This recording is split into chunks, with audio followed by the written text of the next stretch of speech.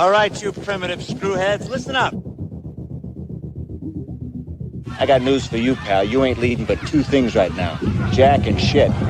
Jack left town. Well, hello, Mr. Fancy Pants.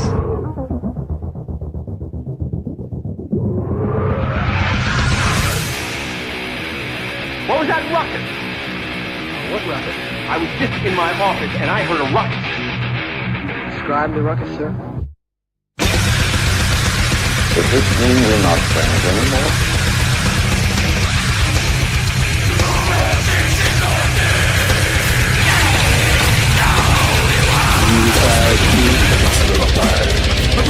Not me. I'm in my prime. You're out of your mind. Ain't it cool?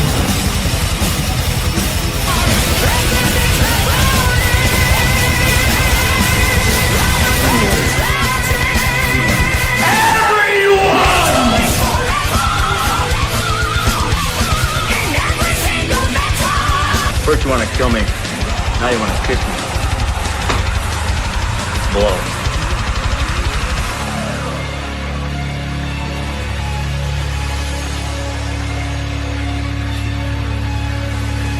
Good. Bad. I'm the guy with the gun.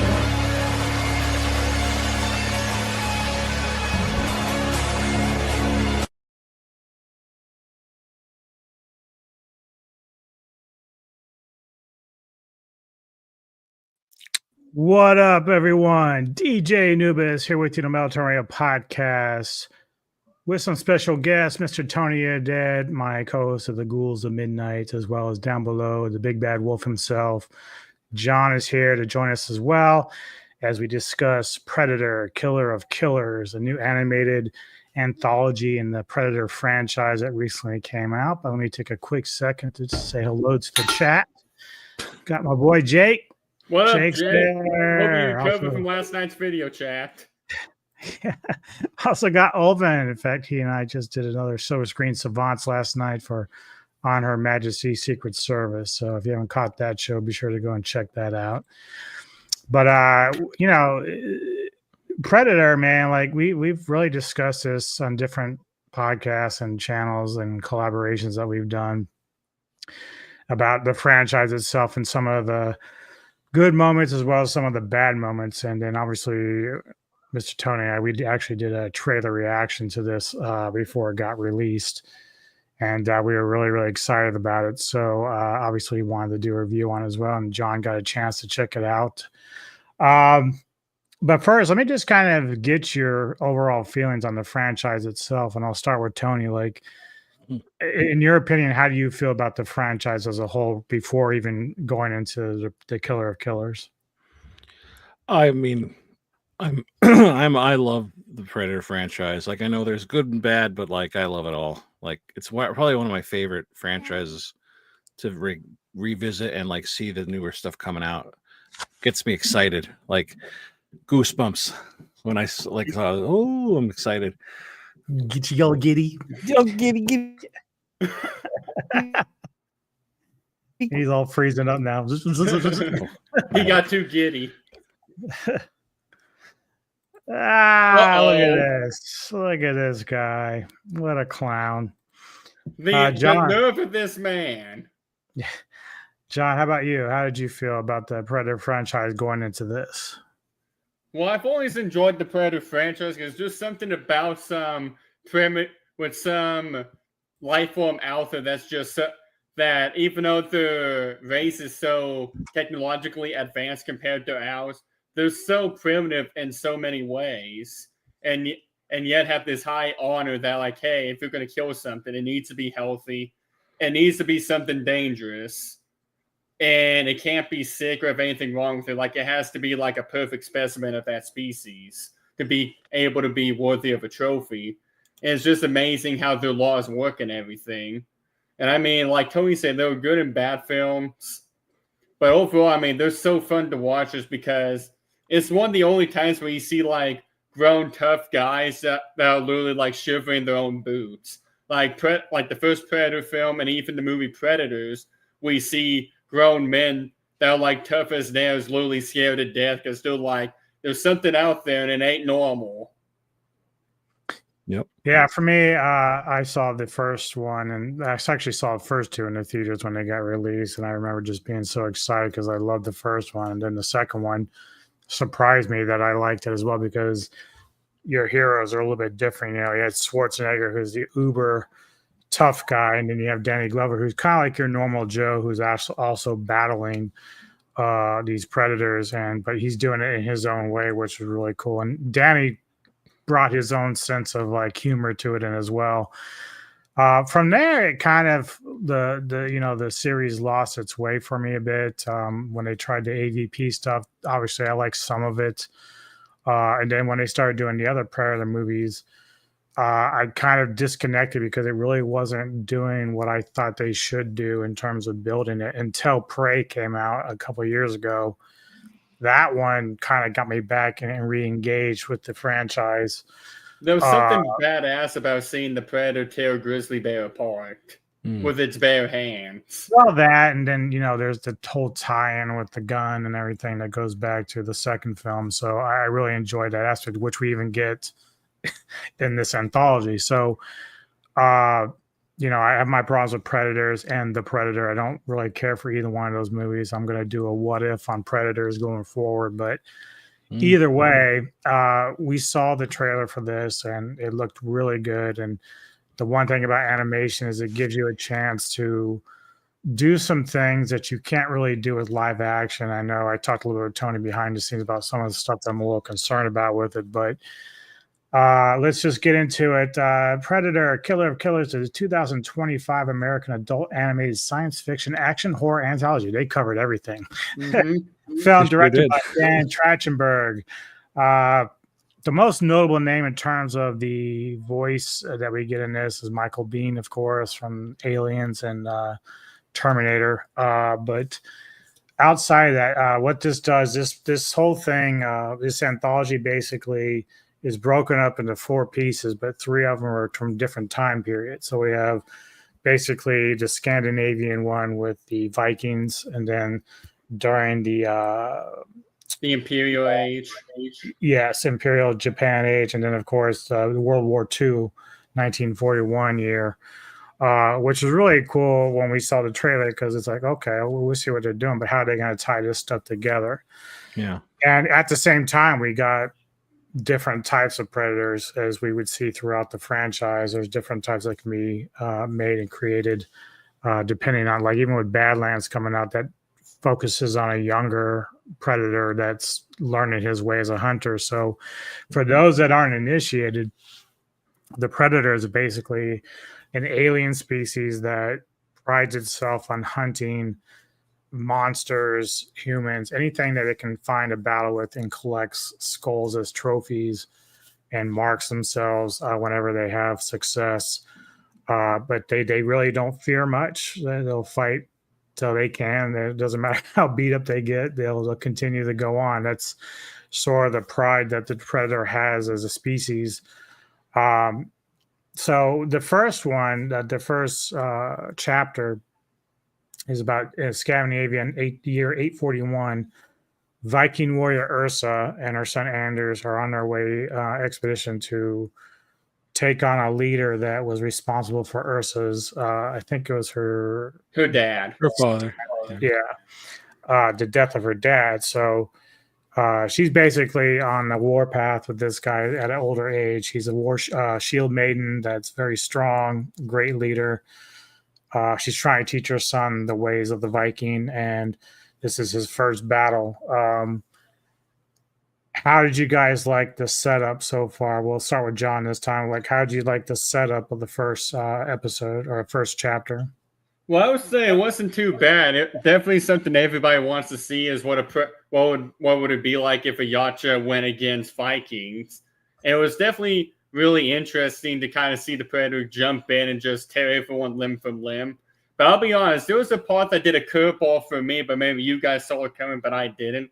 But I was expecting it to be the son killing the Predator. Like, everyone dies except the son, because before that, she was saying like, listen, your time will come somewhere. You must prove yourself honor. And before that, they had that prisoner up there, and he goes, good luck. If you kill an unarmed man, you won't get into Valhalla. So I'm thinking, okay, I have a feeling they're going to set up to where the son kills the Predator, so he earns his honor. Since Vikings always have that way of honor, like, you can't kill someone that's unarmed. So I'm like, it's going to be the son, and then to see it end up being like a huge reflection opposite to what I was thinking. I'm like, okay, I don't mind that, but it was surprised me because I was expecting the son to be the one to do it. Yeah. Tony. I really didn't know what to expect at that point. I just I was really like focused on the animation and like this just the way the story was starting with like on the boats and like when the arrows are coming and then the sun is just like they're all just looking at it and then the shield goes in front and then like the title starts like that. I was like, that was a really cool situation. Yeah. But I didn't know. I kind of thought it would get bloody, but I didn't think it would actually show the amount of graphic that it did, which it wasn't too bad, but still there was a lot of severed heads and limbs cut off and stuff. So like, I really liked it. I liked her story, her background. I too did think that her son was going to be the one to do it, but we were wrong. But yeah, well, that's the thing, like, because I think that was sort of the setup they wanted to make it look like. Yeah. So I was actually kind of pleasantly surprised when the son bit it. I was like, ooh, that's a gut check for Ursa. Like, she's going to be pissed at this thing. And that's pretty much what happened. Like, even further down the road when we deal with Ursa again, you can tell this is a bad bitch. Like, she's just bad as fuck, you know. So she's not putting up with anyone's BS. No. No. But yeah, so on her quest to defeat Zoran and kill him and everything, the Predator's watching all this. So he's spying on everything going on and basically starts attacking and ends up killing the son, to which again, I think she ends up falling through the ice with water with the Predator, and then he somehow like gets stuck at the bottom, like he manages to lock the Predator down there to drown while she gets out. But she does lose her son in the process.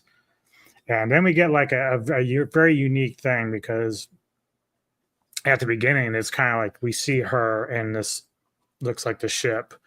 And then we see like this Asian and then also this American. And we don't know why, like they're all there together. But then as the story goes along, we start to piece it all together.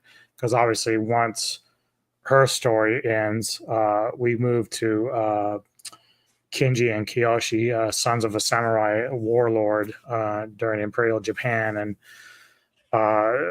there's this battle between the both of them, where one is, they're kind of fighting for the right to take over for the father when he passes. And so I can't remember which one it was. I think it's Kiyoshi who ends up defeating his brother, and the Kenji ends up kind of like sad or whatever. He kind of exiles himself. Yeah, he's kind of shamed or whatever. So Kinshashi was more of a go-getter. He was like really a fighter, like where Kenji was a bit more balanced in the temperament. He didn't want to fight his brother for it. Right. No. So starting with Tony this time, how did you like this particular part of the chapter of the movie? Oh, I absolutely loved the this story part of the story. Everybody always wanted to see them fight, in Japan and ever since Predators, when he fought that guy, I can't remember his name in it, but he's actually the voice of one of the brothers from Predators. So it's kind of like he's doing his role again, but a different character, which is cool. But I really liked it.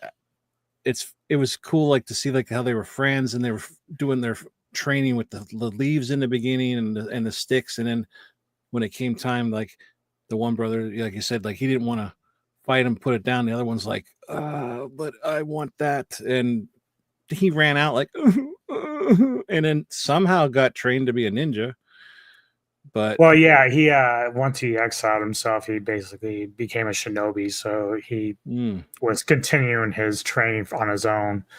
yeah, And they don't you know, show that, but you just assume it. right, Yeah. yeah. But yeah, it was really cool. The Predator was upgraded. I also do like the different types of weapons they used. Like the first Predators, he has no armor on. He just has that sonic Yeah, it's like it's like a pulse thing. It's very kind of cool. Yeah. Yeah. And now this one has like the like a hook thing, like a grappling hook kind of thing almost, and like the heads are coming off. I was like, whoa, I wasn't expecting that. It was really cool. Yeah, I thought this part was really awesome, especially the ending, how they came together and he was like invisible against the tree like that. That was so cool. Yeah, this was probably, I don't know which one. I like Ursula the most, but I like this story, I think, the most. I agree. And they talked a little bit, but for the most part, it's just silent. They don't say anything. Yeah. Which was Before really I cool. kind of comment on that part, Wolf, how did you feel about this chapter? I would say this is probably my favorite part of the story because I'm more very biased towards the Japanese culture and when it comes to these samurai ninja stories, because I even read one back in college myself for a short story assignment. So to see all that unfold just kind of reminds me of the climax to my story.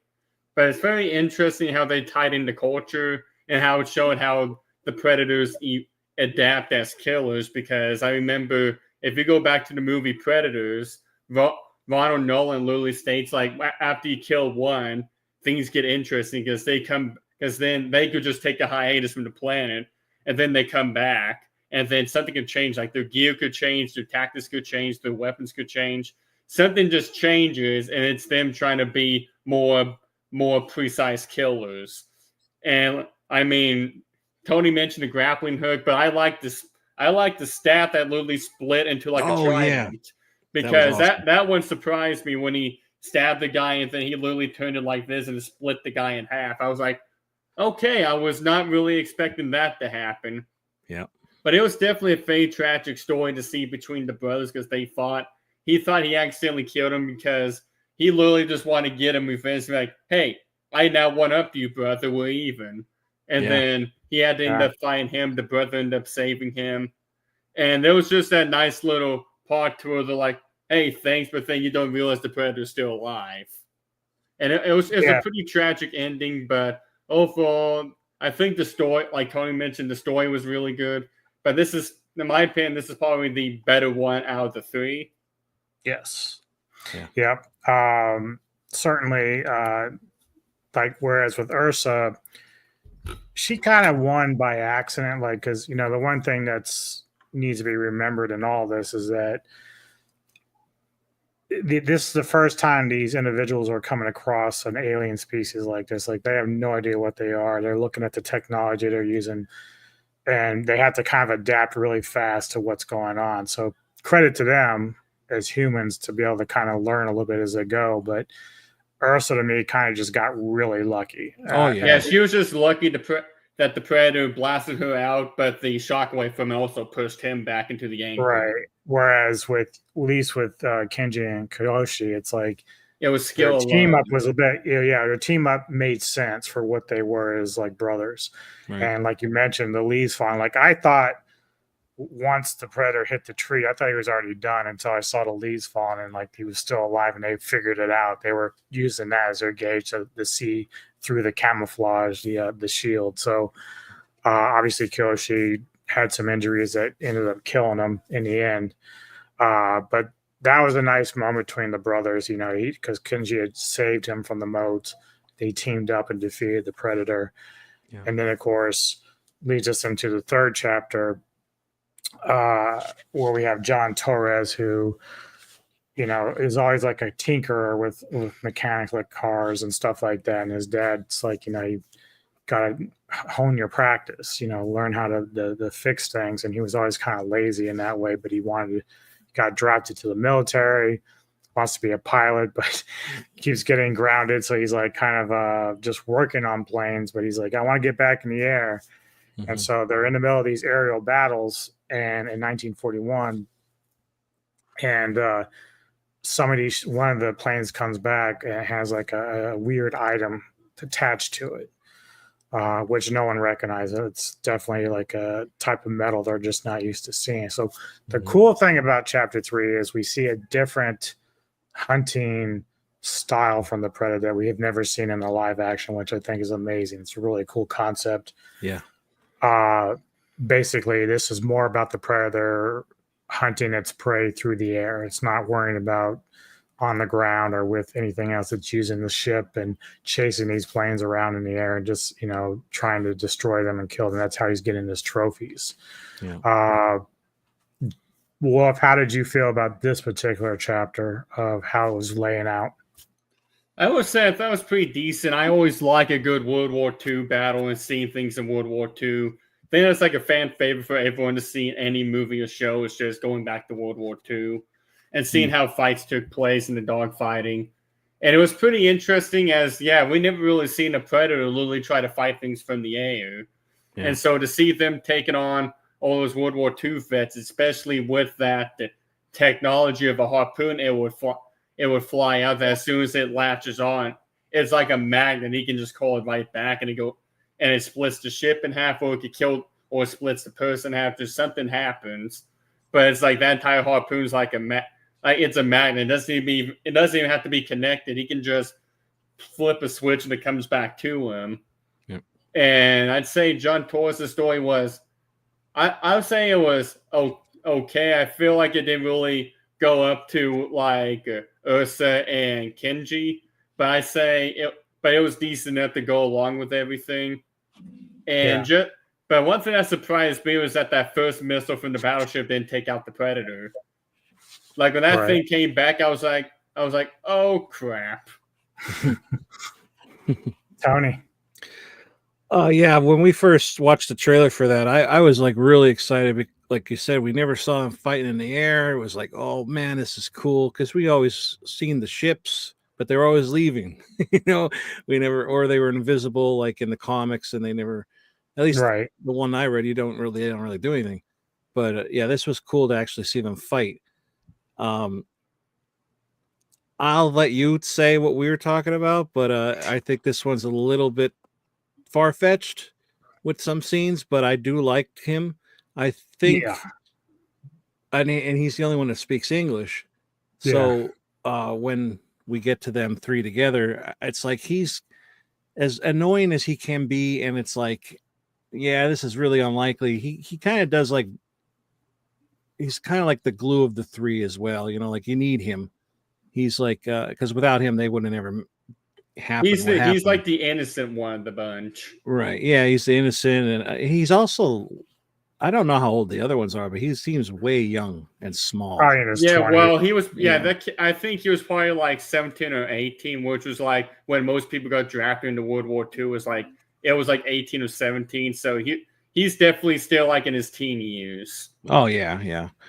But I mean, it was cool. And like John said, I always like seeing World War II stuff, like Captain America, like it's one of the best ones. So it was really cool to see this in the air and everything. So I was, but it was the weakest of the stories, but I still enjoyed it. Yeah, definitely the weakest of all three. My biggest issue, again, you can get away with it. Animation makes it so you can get away with shit like this, but the biggest problem in it is, as cool as the concept is of fighting in the air, he's taking his beat up Wildcat out into the air because he's got to try to warn the rest of the squadron that, there's this alien ship like attacking both sides. It doesn't matter who it is. We don't really see the Japanese or anything at this point, but attacking the Americans. And so he's trying to warn them. And then his plane is falling apart, like on him. Basically, every time he gets hit with something, he's got the joystick that breaks off. Mm-hmm. When he goes onto the wing to try to get it fixed, and it's like, okay, how does this even work with physics? He should be flying off. That's what I'm saying. Like, there's no way that's gonna happen. Like, it would already, the plane would already be in a nosedive. He would have already been dead the moment he stepped on that wing. Right. he So would've, poof, that's gone. that's where this particular story loses me because it's not keeping it grounded enough. Yeah. But No again, pun you got- intended. right. Like so, but you just kind of roll with it a little bit and still enjoy because then that basically, he's able to like get the predator and his ship to kind of like fuck himself over by basically destroying his own ship in the process. Which is great because I think Tony kind of led to this. Like this is the kid that when it comes time and in the final epilogue is that he's the one that's kind of like understanding how to keep everybody together and work as a team. Like that's something that we didn't really see because Kenji was by himself. He left himself. He was on his own. Ursa had no family left, so she was kind of learning to be on her own at that point after everyone dies. Mm-hmm. And even though Torres, he's lost his squadron, but he knows how a team works, and so he's after the war, after everything, he's back at his dad's garage working, and then he gets abducted by another predator alien ship, and that brings us to where they're all three inside this storage in the ship area. And they've got collars on, kind of like the Running Man type shit. If they do anything crazy, it's going to blow their fucking head off or whatever. Yep. They end up landing on the Predator planet. And so basically the Predators, I guess they kind of, at least the concept of this is they go around, they try to collect the best warriors they've come across that have defeated them in some way, collect them, bring them back to a tournament basically in their own Coliseum. And they have like a predator monster that these three have to fight. But the interesting thing is Torres understands that they have to work together because he knows it's kind of like them against everybody, including this creature. Yep. So he's trying, because there is a problem with the language barrier. None of them speak each other's language. So it's all about like, hey, I'm not here to hurt you. I think the funny part was when Torres went to the Japanese guy and he's like, hey, you're Japanese. I spoke a little bit of Japanese. And he says something so incorrect that the guy looks at him like, are you freaking serious, dude? Yeah. The thing that got me the worst though was basically the head warrior chief or predator chief. He like gives them each a weapon of their time period. But what ends up happening with Torres, he gets that fucking gun from 1916 or 17. And he's like, how the heck am I supposed to work this? Yeah, he has no. It's not even a World War II gun. I'm like, what are you doing? It's like this a gun poor from the guy, Revolution. like he's got her shield and shit, and he's got his samurai sword. But yeah, it's like a gun from the Revolutionary War. Right. It's like, oh my god, dude. It's it's like they were setting him up for failure on purpose. Right. Yeah. And so, but yeah, so eventually he finds a way to kind of communicate with them, and they all kind of understand that they have to work together, even though Ursa's like, she's ready to fuck everybody up. She don't give a fuck, you know. But even Kenji is kind of like understanding a little bit what Torres is trying to do, and he starts to pick up on. It's like, okay, yeah, we gotta kind of work together. Mm-hmm. Tony, how did you feel about the epilogue and everything that's going on there with that? Oh, I thought the war chief was wow. Like there's a lot of things to talk about him, but the planet itself, no wonder they fight off planet. That place is disgusting. It's like I don't know, like the big creature that comes out that they fight was really cool. I honestly thought Torres, got eaten. When he fell in, I kind of was like, okay. So nobody's safe. Okay. But then, we see what happened, which was cool. Like, I'm still in here. And that's exactly what I was thinking. Like, okay, he's in there and he's like, oh my God. So like, that's what I would be like. I'm inside of a stomach. And then luckily he had that hand in there and started stabbing and things like, oh, and then he also found a bomb. He also found a bomb in the thing. Yeah. Well, that was the hand, right? The wrist thing. Oh, yeah. You can think about this too. Predator, or how do you say the Yachu or whatever? Yacha. They don't want you to win. Even when they're going to die, they don't want you. It's not like, oh, we don't have evidence of us on this planet. We don't want you to be existing. So it's like, the bomb's going to go off. You're fucked now. But which is another thing too. Like if that thing ate that wouldn't that blow up eventually? Like, how do they like? Yeah, that's what Stop confused that me from too. happening. Like, how did that not blow up in that thing by now? I don't know. There must be a fail-safe thing that we don't know about, but No, unless it has to be activated by them punching in that code. true. Unless it has to be hand activated. Or maybe I don't know what year that was taking place, because I say maybe at the time they don't have that yet. But yeah, I like the ending. I like how they had to work together. Even when like Ursula like thought she was like on their side, she's like, "Nah, I'm gonna try to take his end." They're like, "Come on, fight with us." Yeah, But, she's like, I look, I'm a Viking. This is something I have to do on my own. Like, I need Yeah.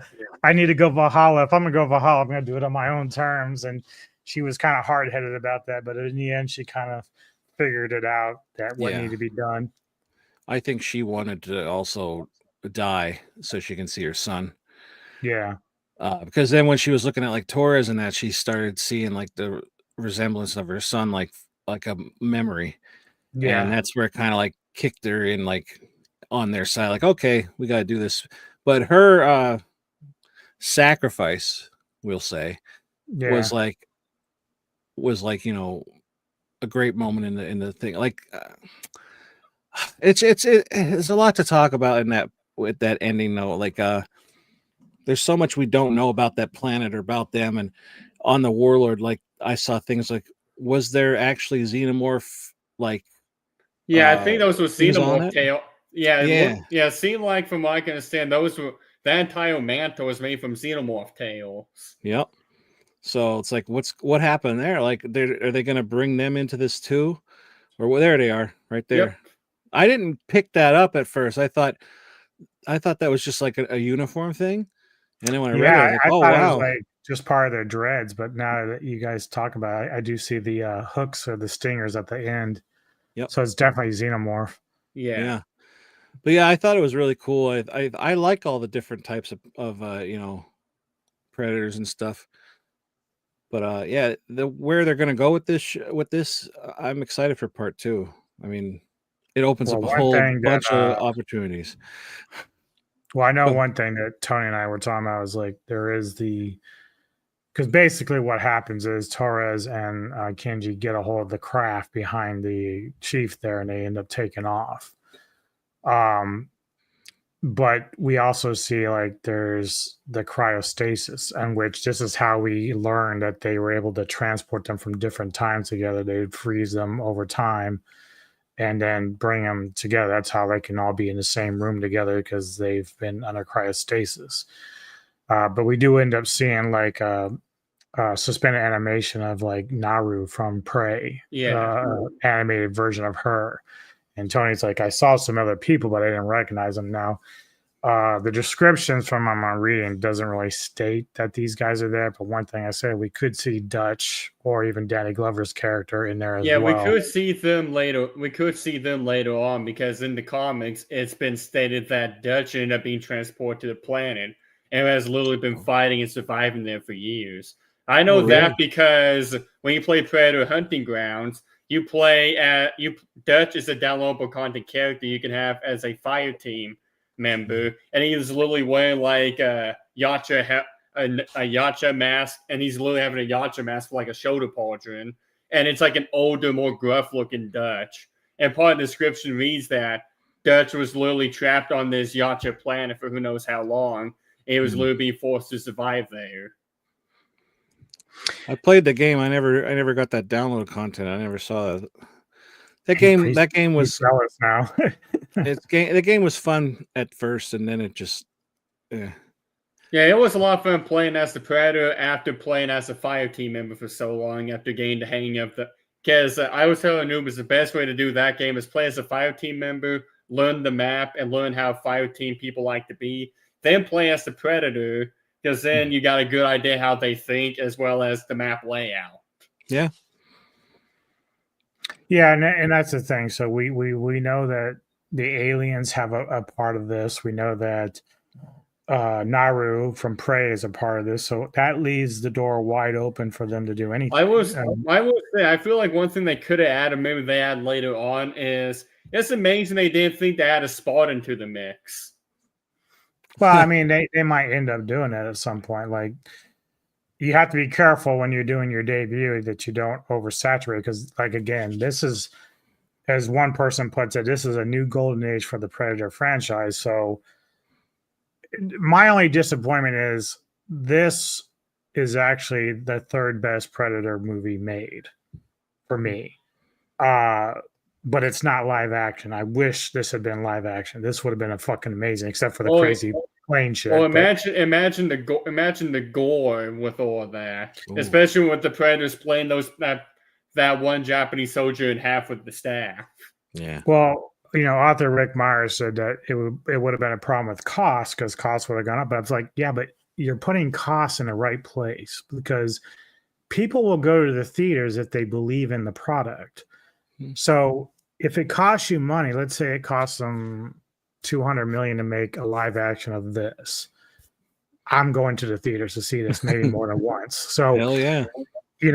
That's the difference. So like animation does give you some luxury to do things you can't really do with live action, but a lot of the stuff that was done can be done with especially with the fact they had a couple of cameos and references in the film. People would go back and watch it more than once so they can see if there's anything else, if there are any Easter eggs that they missed.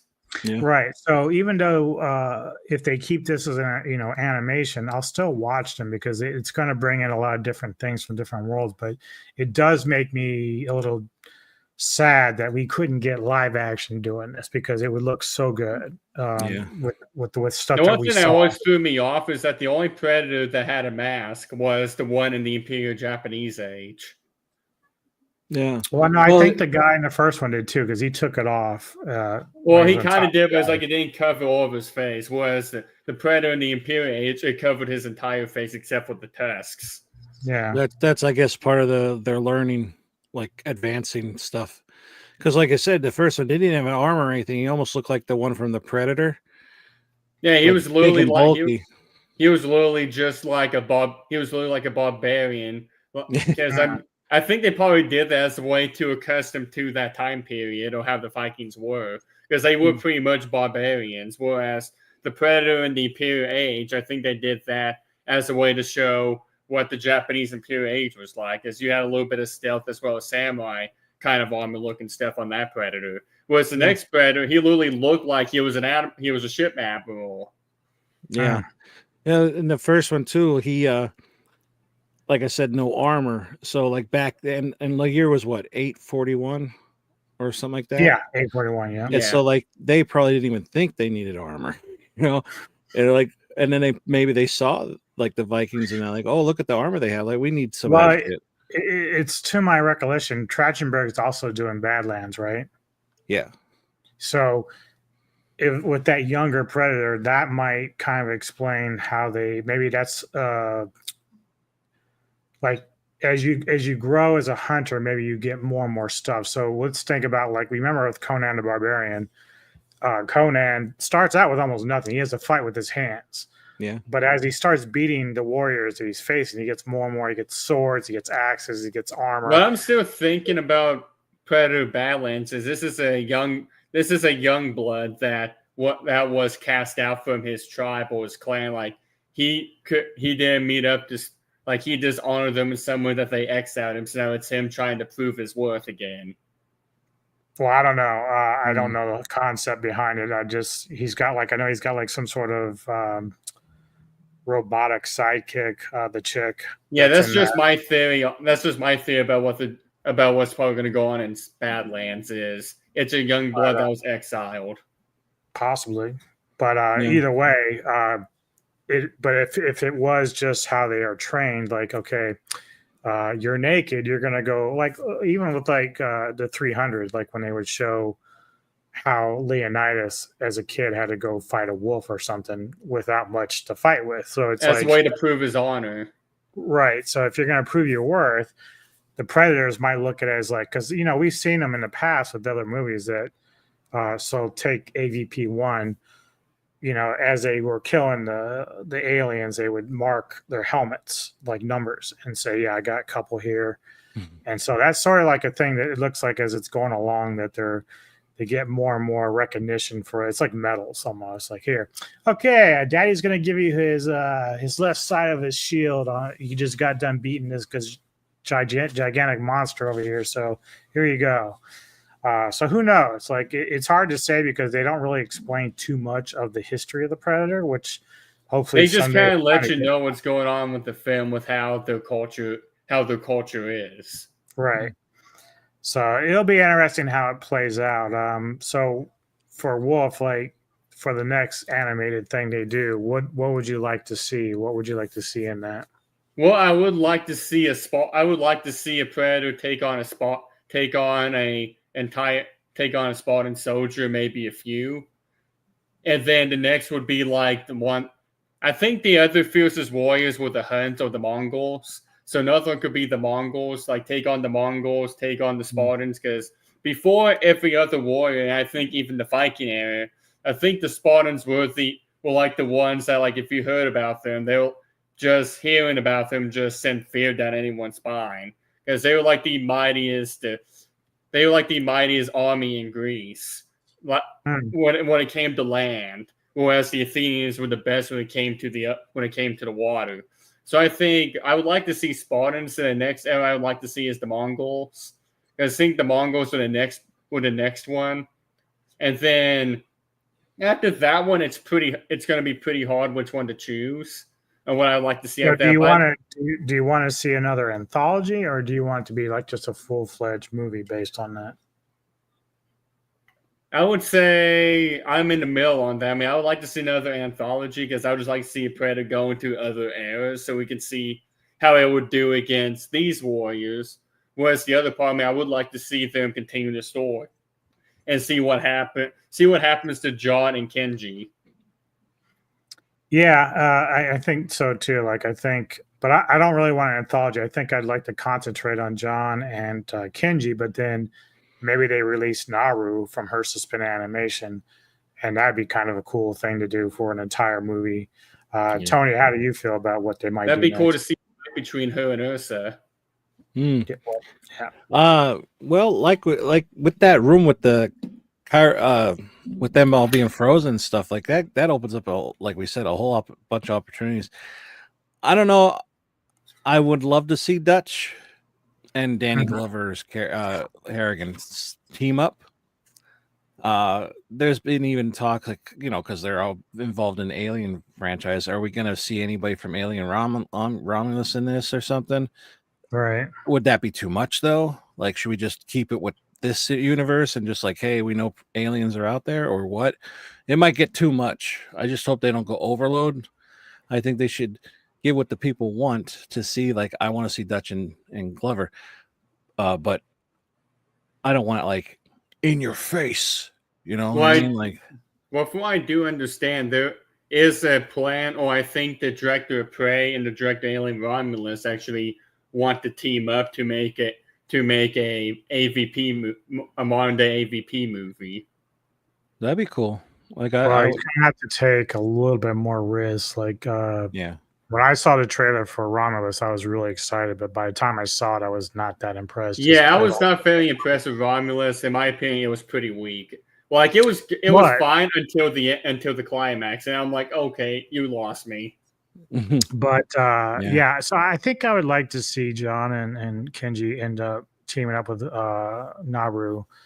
And then maybe as they're fighting the Predators, this is where we kind of get maybe a little bit of an introduction from the alien species, which would be another shock to the system for them because they're dealing with one set of alien species. Now they have to face this other one. And then maybe by the end of this next animated movie is when we get Tony's big moment with Dutch showing up doing his thing, and then that would lead to the next film, or maybe we get Glover. The only reason why you'd probably have to move somewhat fast is that neither one of those guys are getting younger. So even though all they have to do is voice work, I'd like to do it before they pass. I'm not wishing death on them, but they're not getting younger. So or if they could have it take place maybe years after Predator and Predator 2 when that happened, and make it to where they've actually been there all along, just surviving on the you planet. could do that. I mean, you could skip Torres and Kenji right now and just go straight to whatever happens after 2. But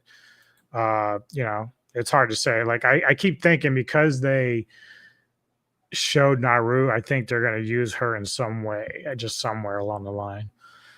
I think There's definitely going to be a plan. Also, a Solo Predator series and the new live action film will link back up with Predator, and more interested in the world they are building with the animated. Well, I mean, the animated film, like I said, it's the best one. Like if I had to rank them, it's Predator, Predator 2, Killer of Killers, and then Prey. That's really pretty much where I'm at. The problem is that I really want the live action. They're not going to do it because, everything I want, they don't want to do. So they're not going to do that. But the reality is, like, yes, the concepts for what they use in this film are amazing. Like, and this kind of ties back It could have also been them experimenting about what they can do and how good it would turn out. It could be, but it also might go back to some of those books I have that kind of deal with the Predator planet and Alien Planet. So I've never read them. They're very good, so good. There was one comic of a predator that literally survived. There was a comic book that features a predator that literally survived its entire time on the Xenomorph planet, and it's literally just killing them left and right. Oh, the only one I've ever read is that one where it was like Predator 2, where it was like really hot, and it had the subway scene and all that, and that's where he like he looked up and he saw them in the sky. That book was just Predator, but like it was awesome. I read that, but I never read anything else. But this also explains what the whole how do you say cryogenic? Why you never see Dutch, you never saw Harrigan again, you never see a sequel to these people because now the whole thing is they're in stasis. Which is crazy. I mean, there was a lot. Yeah. At first, I thought they were time travelers, to be honest. I thought this ship time travels. And it's like, oh, technically they could. I mean, but it's always it's hard to say. We don't know how long a predator will actually live. And we don't know how advanced their technology actually is. We know it's advanced, but we don't know how advanced it is. Yeah. Disney won't ever go full rated R. Rated R in this era is not like R rated in the 80s and 90s. Well, if Disney wants to survive, they might have to start doing that. Didn't they make Deadpool and Wolverine rated R? Right. Yeah. So your theory goes out the door, Mr. I can't join, but I'm going to be in the chat the whole time. Yeah, Kevin. He's probably I'll still watch the animated stuff, but it does make me desire live action because this is the kind of film that we've been talking about for over a decade is what we want. Like this is the kind of context and the setup that we want. So Prey was a good introduction because it does take us back to the beginnings, which is great. But this one actually really kind of kicked everything back in gear again in terms of like what we really lust after with the Predator and stuff, the planet and stuff like that. So I don't know if they'll ever do a live action or not.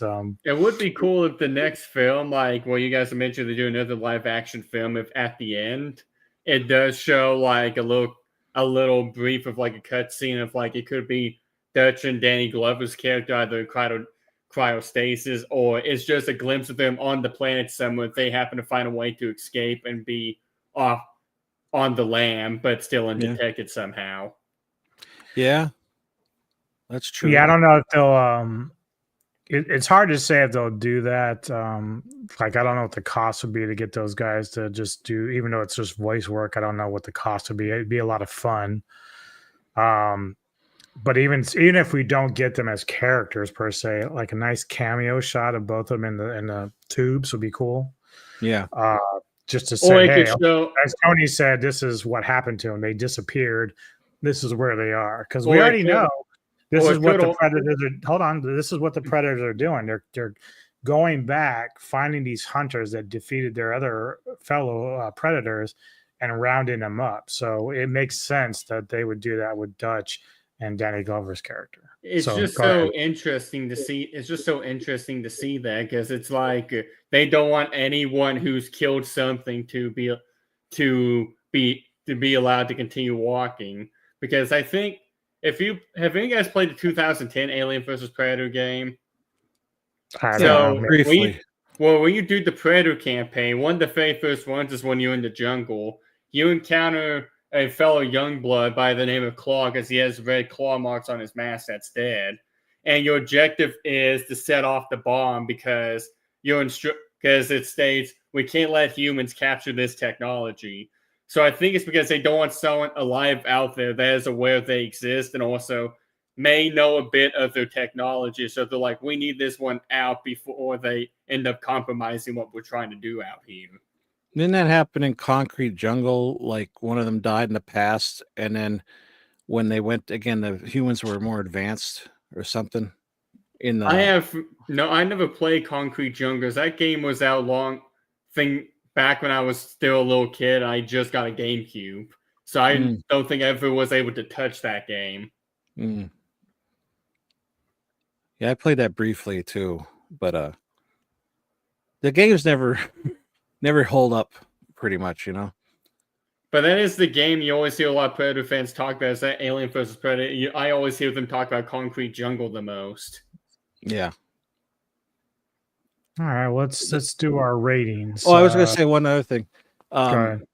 How this also, I don't know if, I guess is there talk of a Prey 2? Yeah, I think so. There was something about like a Prey 2 is planned or it's being maybe brainstormed. Yeah. See, I guess that would probably be up to the point where she gets captured or something, or unless Prey 2 is going to be another movie taking place on the planet or something, because at the end of the Prey, you see that animation and it's like, oh, no more coming. Same thing happened in Predators where they're on the ground. So they probably picked up Royce and the girl from Predators and then picked up her because you're thinking, oh shit, there's going to be another one. They're going to fight them. Like, no, they're probably taking them. Oh, sorry. I was going to say there's also a comic to where it shows Royce has been also surviving on that game reserve planet for so long as he's looking this bug-looking creature to survive. I would like to see Royce and Dutch bump heads because they're kind of the same character in a way. And you know, that would be, but Arnold's more of a like, he doesn't want to fuck anybody over while Royce will put you for bait. You know, yeah, Royce will literally use you as like a crash test dummy to see what the heck he's dealing with. Yeah. I'm excited for the future of the Predator franchise. That's all I could say. Especially with what they're doing. I mean, they have a neat concept going on. And with AI, I hate to say it, but that might be the only way you're going to get a live action of this. You know? Yeah, it's hard to say. I mean, like, I don't want them just to do one and then not do it well. So, like, if they don't take it seriously, then stick with the animation. Don't forget the voice work, because before James Earl Jones died, they recorded a lot of it. They recorded a lot of his voice lines so that way they could have AI use if they wanted to use Darth Vader in some other future project. So they could do the same for Arnold and Danny Glover. And even Adrian Brody, if they went, you know what, we want to bring them in later on, but it will have to be an animated film. I hate Adrian Brody as an actor. Oh my God. Do you? Yes, I hate him so bad.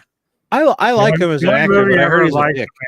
The only movie I ever liked him in was The Village. That was the only thing. He was really good in The Village. I also liked him in Peter Jackson's King Kong. Nah, didn't like him on that either. Did you like him in The Jacket? You ever see The Jacket? That's a good movie. Is that you didn't like him? No, he's like a mental institute, and they put him in this like a where they put the dead bodies, they inject him and stuff, and he time travels back, and he's trying to like. It's a good movie. I think it was good. Yeah, if you don't like Adrian Brody, you're not gonna like it. Yeah, I know there's one film that I'm thinking of where he's actually a teacher. I don't know. I heard he's a dick though. I've seen him like be obnoxious on like Saturday Night Live or something. Like he was like, not doing the lines right or something. I don't know. I was not aware of that. Yeah. Don't meet your heroes. Yeah. Rating. Tony, would you rate this out of 10? 10. That's easy. 10 out of 10. I 10. I could watch 10, it. I say. I didn't, but I wanted to watch it like right away afterwards. So yeah, definitely a 10 for me. Excited. Woof. I will give it an 8.5. 8.5. Okay. 8.5. Why? Yeah, I think I won't quite give it a 10. I still get pissed off at that plane bullshit. So it's Yeah. about a 9.5. So it's close. They were close. But that plane shit was just a bit ridiculous. Yeah, it was a little Yeah. over the top. I mean, even when I watched it, I went, "Oh, this is pretty cool." But I'm thinking, wait a minute, how would that even be possible? He should be just right off the plane wing. Yeah, He pulled the a plane little should've been Furiosa there. He got the He- wrench right. out. Yeah. Not unless he put super glue on his hands. Yeah. The instant that he opened that window up and stepped out. Yeah, that's There what he should goes. have happened. Right. Back to Yeah. the aircraft or battleship. And if I whatever. recall, he didn't even have a parachute on either. So it's like, He would have been screwed. so Tony, what do you have coming up on your channel? Just ghouls. We have ghouls coming up this week. My pick is Clown in a Cornfield, and your pick was How to Kill Monsters. Yep. So Shoot I him. haven't seen either one, so it'll be interesting. Well, How to Kill Monsters definitely on Tubi.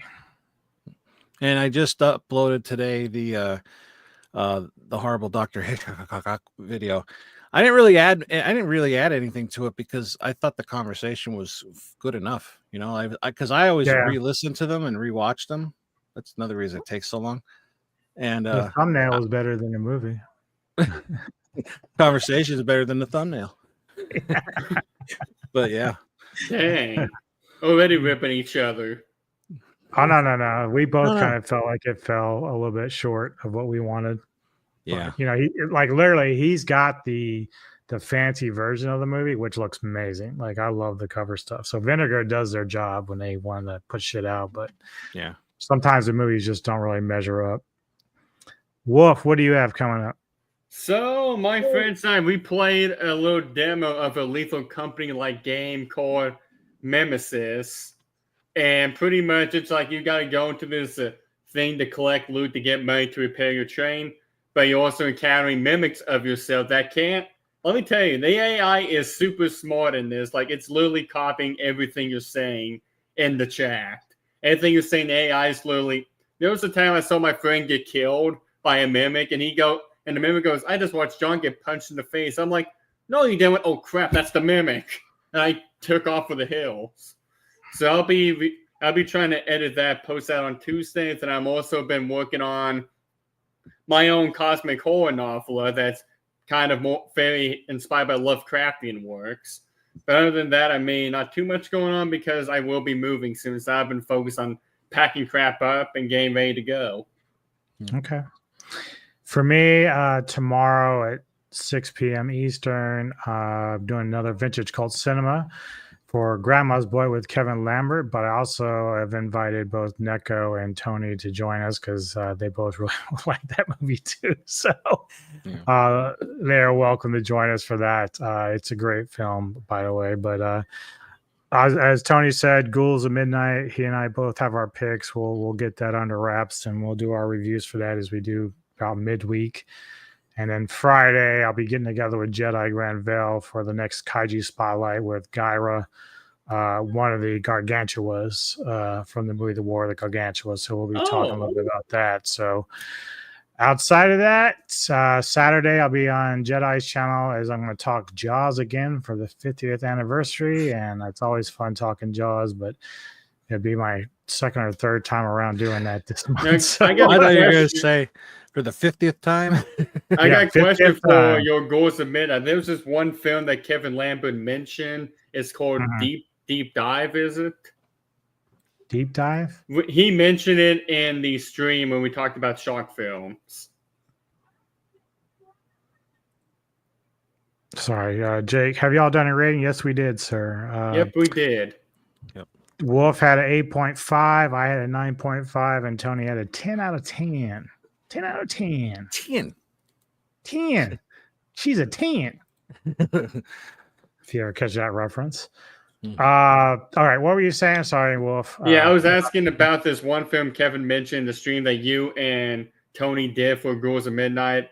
It's like it was doing the short stream, Deep Rising. There we go. Oh yeah. They call it Deep Rising. Yep, it's a great film. Did you see it? No, I haven't, but I've been meaning to check that out because it looks very Lovecraftian-esque, but it reminds me a lot of The Thing with how the creature's designed. Yeah, I think it's on Tubi right now. So I have to check that out. it's a lot of fun. It's a fun movie. Tony wasn't as impressed, but it's a fun movie for me. Yeah, could have been my mood. Well, like we said too, is you watched it when you were younger. You have nostalgia for it, right? It's probably going to be my pick. What I want to try to do, because we're going to want to prepare for. This is something separate from this, guy. Sorry, but we're going to want to prepare for that interview, Alvin. So we're going to have our questions ready. I want to see at least the last movie that he did. So we need to work that out because I want to watch that part with you if we can. And then we'll talk with him. So maybe make it for the following Saturday, not this one, but maybe the following one. See what he says. And maybe also ask him if we can, if he has a way we can watch Grandma, his last movie. So just ask him some questions, see what we can do there. But don't make it for this week. Oh, who are you having on? It's a friend of yours, actually, Bobby. Bobby Knipp Jr. Yes, and so Grandma. We want to interview him for his upcoming one, Bloody Bones, whatever it is. But I also want to watch and talk about his latest one, which has Angel in it. So I wanted to kind of check that out, and just because Alvin hit him up to do an interview, so that'd be kind of cool to do that. Nice. Yeah, so that's basically it, folks. And for those that have seen this film, Killer of Killers, let us know in the comments what you think. How do you feel about it? How do you feel about the future of the franchise? And again, thank you to my guests for being here tonight. It's been a lot of fun as usual. Thank you to the host. Thank you very much. And have yourselves a great evening on a Sunday afternoon. Take care of yourself. Happy Daddy's Day. Happy not the Mama's Day. Yeah. Happy Chief Predator Day. Yeah. You see me before you die.